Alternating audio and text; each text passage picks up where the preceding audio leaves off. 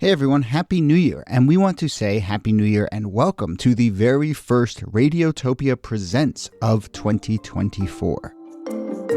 It's a series that we are truly excited about. It's called Shocking, Heartbreaking, Transformative. Now, this is from documentarian Jess Shane, who put out an open call on Craigslist and then worked with 4 strangers to explore the standard rules that documentarians and journalists use to tell their subject stories. So the series gets into all sorts of questions about what happens when people's real lives are collected, edited, and consumed. The show pulls back the curtain on what goes on behind the scenes of your favorite nonfiction shows. And then it turns in on itself and some really interesting twists and turns along the way in the making of the show. I've gotten to know Jess a little bit over the making of this show. Every time I chat with her, there's a new wrinkle to this story. It is really incredible. So go check out the new Radiotopia Presents series, Shocking, Heartbreaking, Transformative. It is out now on your favorite podcast platform.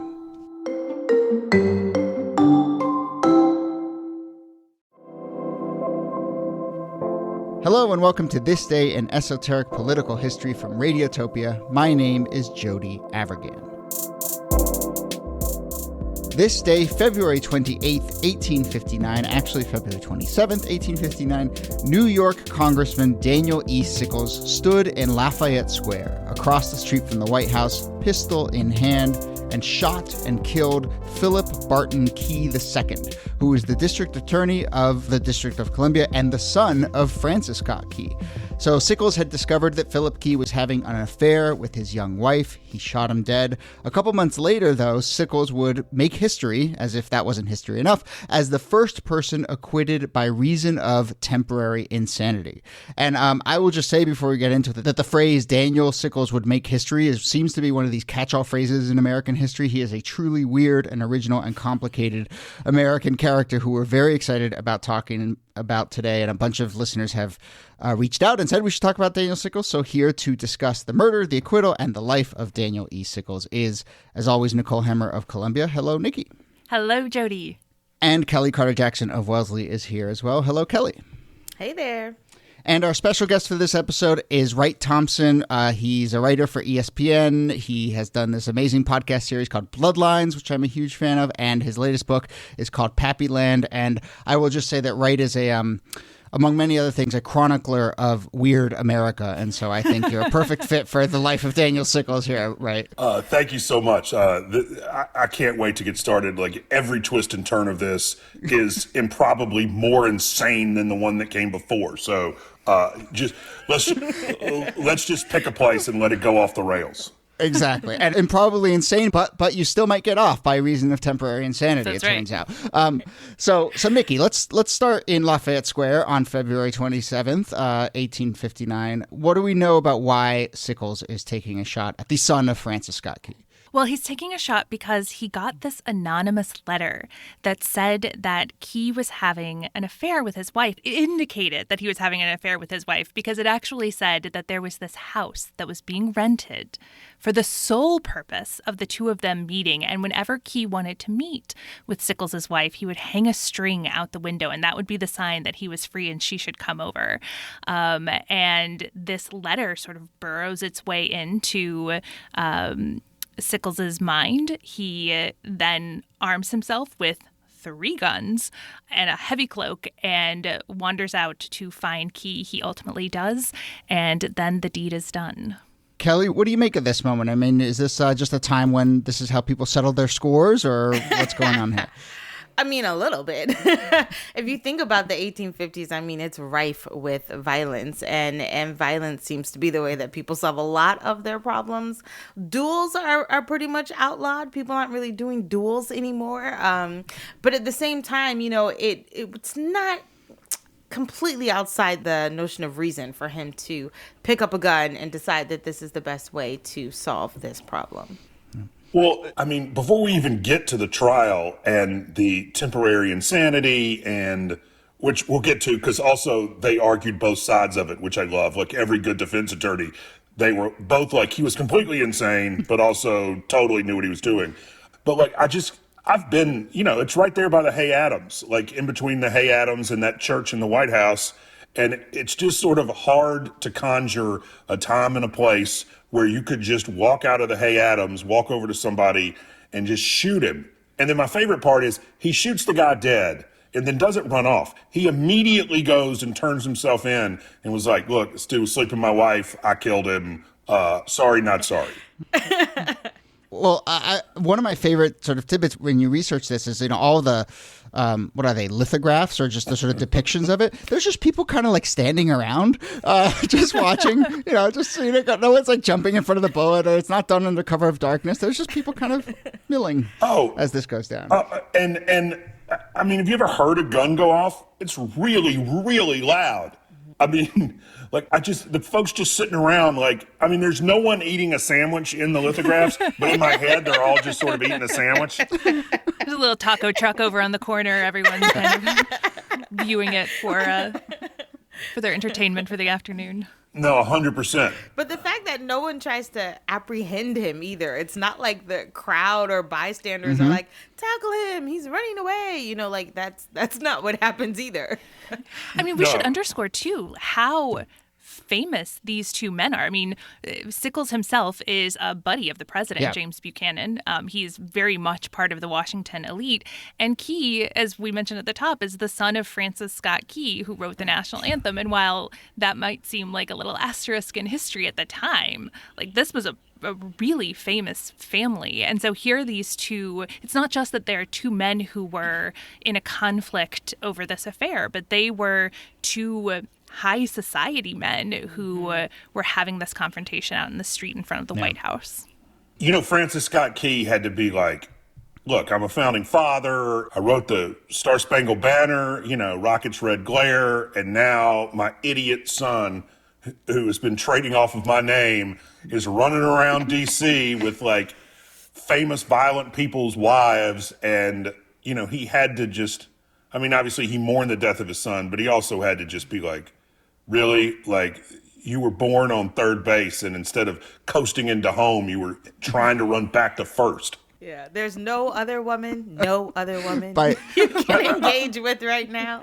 100%. Well, this gets to a bigger question, which maybe we can table for a second, which is, just kind of were there only 30 people in America at the time? And just these, you get these stories where it's just everyone keeps crashing into each other over and over and over. And, I think there's a little bit of an element of that. But let's move to the trial itself. So, Wright, what is your sense of how the trial goes down? As you were saying, there's a very interesting defense. And then I think the way that temporary insanity gets argued is really fascinating as well. Well, the broad strokes, and then we can sort of pull these threads as we like. To me, it's interesting because the broad strokes are the defense strategy was one, this was a crime of passion, which I would try to say in French, but I went to high school in Mississippi and cannot do that. Crime of passion, but they also basically destroyed this woman in the press. This was the invention of a playbook that still happens. In one hand, let's shine something flashy to give the jurors a reason to acquit.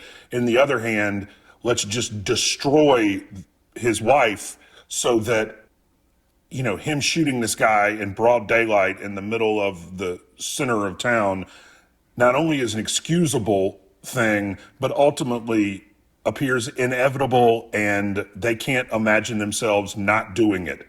That's the stagecraft of a defense trial. Yeah. So they argued successfully temporary insanity. They also destroyed his wife.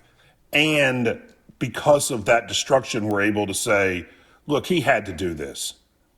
Not just for his marriage, but for all of your marriages. This is how order and justice is maintained in a civilized world. So they did both. That's the magic trick of whoever his defense attorneys were. Mm-hmm. Right. This makes complete sense. And also it is a sign that he was out of his mind, which is such an interesting double-sided argument to make. I think part of the reason that the notion of insanity is there is this idea that men cheat all the time, right? Men cheat all the time.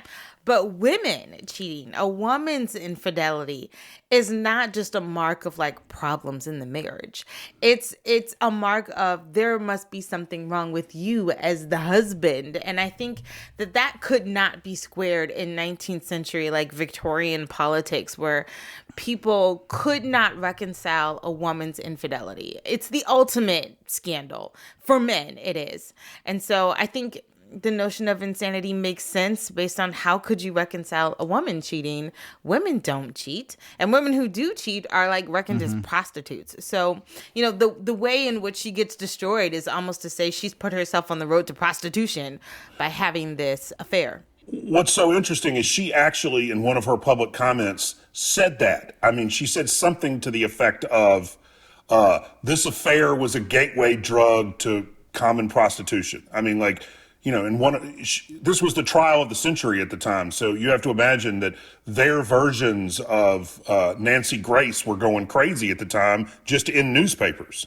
And so, you know, there hasn't always been television, but there has always been Nancy Grace in some form or another. And so, like, all of the gossip rags were going crazy. And this was one of her comments. And that's exactly what you were talking about, is that, you know, by killing this man, he had actually saved his wife from becoming a prostitute, was one of the arguments that they successfully made, by the way. Like, it's not just some crazy stuff they said. Like, this worked.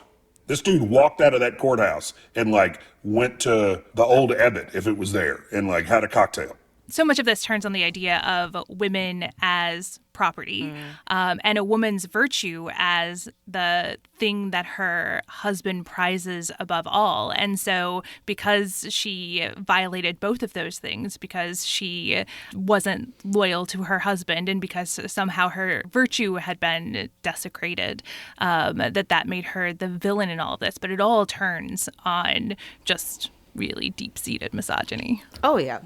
Because her virtue is an extension of his identity. So in that sense, you know, her being flawed makes him flawed, and he can't be flawed. So, I mean, it's like the two things of the 19th century, and even now, is money and sex. Those are the greatest scandals of all time.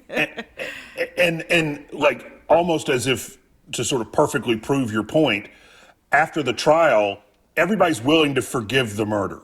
And everyone is willing to forgive the scandal of a big public trial. What they, however, are not willing to forgive in polite DC society is that he and his now flawed wife reconcile. And, like, people stop inviting them to things. Yeah. Like, it's okay that you killed Francis Scott Key's kid in broad daylight. But the fact that you would be willing to once again share a home with this person was unforgivable in 1850s America. I mean, they were completely shunned. And I just thought that was, like, incredibly unlikely. Like, and yet, as you're saying that, of course, it's not unlikely. It's completely logical. Just, you have to be in that time and place for that to make sense. So I want to move us to the other chapters of Sickles' life, just because what we've been discussing is, like, chapter 11 of a 15 chapter book or whatever. And so there are other chapters, and I don't know exactly how we want to structure this. So I don't know, Niki, you want to start here? I mean, when you start to talk about this as a truly quintessential American figure, where do you start? Well, if we're going to pick up post-murder trial, I mean, it is no surprise that the next act of his life is fighting in the Civil War. The man is a bit of a hothead, and that comes out as a soldier as well. He defies orders, ends up getting hit by a cannonball, losing his leg, which he later... At Gettysburg. Loses his leg at Gettysburg, ships his leg around as sort of a prize of the war, a trophy of the war. Gross. And generally lobbies to get himself a bunch of medals for his what he considers his brave actions. He actually earns the Medal of Honor. I mean, it took him 34 years to do it, but he gets the Medal of Honor, the highest honor you can get as a soldier. And so, I mean, to me, I'm still sort of, you know, gripped by the fact of his amputee leg being on display for people to look at. But there's a lot about him that's just weird, as we said at the top of the show. Yeah. Well, first, I just want to acknowledge, Kellie, you're a very serious historian, but I appreciate that your basic assessment of this leg thing is just gross, right? It's okay to have those moments where you just say, yeah, that's gross. You start there, and then you do your sort of deep historiography. But right? Sorry, go ahead, I believe it was Robert Cairo who famously said, ooh. By all accounts, he was incredibly brave. He also was incredibly stupid. I mean, he got his ass kicked at Chancellorsville by Stonewall Jackson. He goes to Gettysburg, has very specific orders about what hill to defend. He decides that there's another hill that he would like to defend more, and so completely exposes them. The Union line gets run through. He gets wounded. He comes back to D.C. and starts lobbying hard so that in the court of public opinion and with the powerful politicians he's known his whole life, he doesn't end up hung out to dry in case, by the way, they don't know then that Gettysburg was the turning point in the war. Like the fog of war is real. And so you have to imagine he's going back to DC wanting to make sure he doesn't get blamed for the fall of the Union. Because at this point, it's not in the immediate aftermath. It's not so clear what is clear to us now, which is that Lee made a tragic decision to try to go north and basically busted up the entire Army of Virginia, and they never really recovered from it. And so it's so interesting that to try to imagine his reaction in real time of, I got to go down to D.C. and make sure I don't get blamed for this shit show.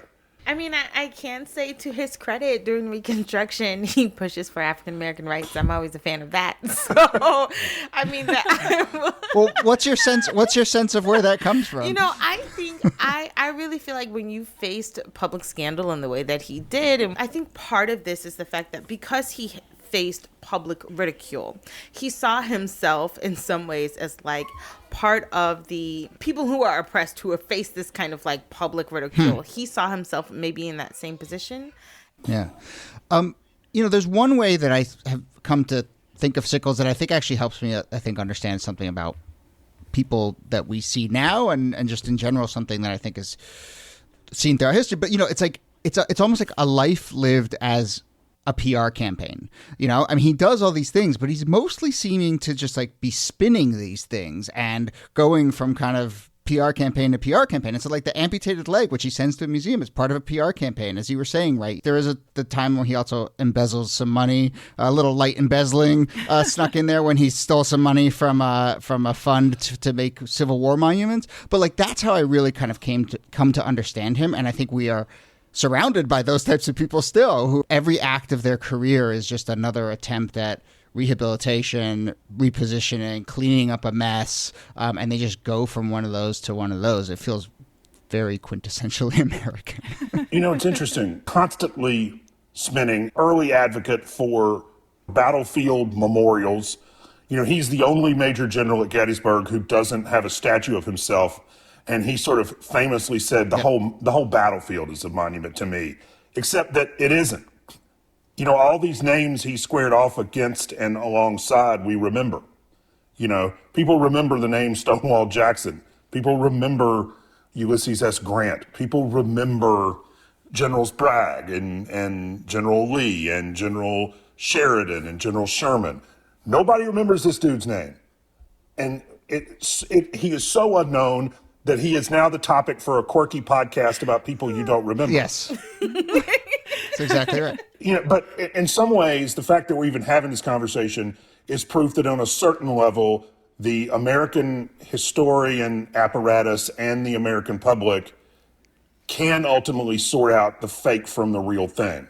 Like, we don't remember this guy because he's a jackass.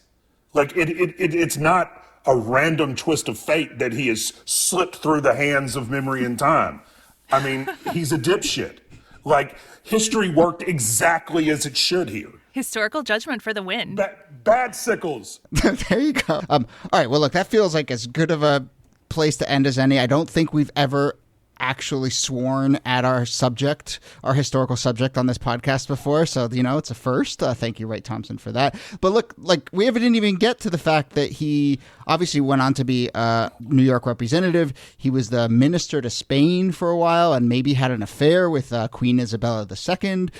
So yes, Sickles did have a bunch of chapters. And then he is buried in Arlington National Cemetery, and the leg is still, you can go see it, right? Yeah. Did I get that right? Yeah. It is at the National Museum of Health and Medicine for those who post-COVID want to go take a peek. Oh, God. Oh, my God. I was in Ireland doing a Conor McGregor story one time for ESPN, and I was, so the first real Irish champion was this guy named Dan Donnelly, who was the most famous person in Ireland for 15 years, and it is a really interesting analog. And turns out that his right arm, was displayed in a pub for like 70 years. And then the owners of the pub sold it. And so I went to their house to interview them about it. And she pulls this box out and she puts it on the table in front of me. And it's Dan Donnelly's arm. Oh. And I'm just like, oh my God, this just got really, really weird. And I'm surprised they didn't bury the leg with him in Arlington. Yeah. Although, I mean, it's certainly, I think that's his legacy at this point. Legacy. There it is. That's his There legacy. You go. Found it at the end. But there it is. But okay, well, that's definitely where we're going to end it. Between Dan Donnelly's arm, Sickles' leg, we're 2/5 of the way to a historical Frankenstein here, and so at some point, right, you can write that piece. But Wright Thompson of ESPN, the podcast that he did last year that I love is called Bloodlines. The new book is Pappyland. Thank you so much for doing this. This was really fun. This was fun. Thanks, Wright. And Nicole Hammer, thanks to you as always. Thank you, Jody. And Kellie Carter-Jackson, thanks to you. My pleasure. This Day in Esoteric Political History is a proud member of Radiotopia from PRX, a network of independent, listener-supported, artist-owned podcasts. Our researcher and producer is Jacob Feldman. Our producer is Brittany Brown. Follow us on social media, This Day Pod, where we are posting a bunch of stuff on Twitter and Instagram every day. Get in touch with us, thisdaypod@gmail.com. We love hearing from listeners with questions, comments, suggestions for future topics. My name is Jody Avergan. Thanks again for listening, and we'll see you soon.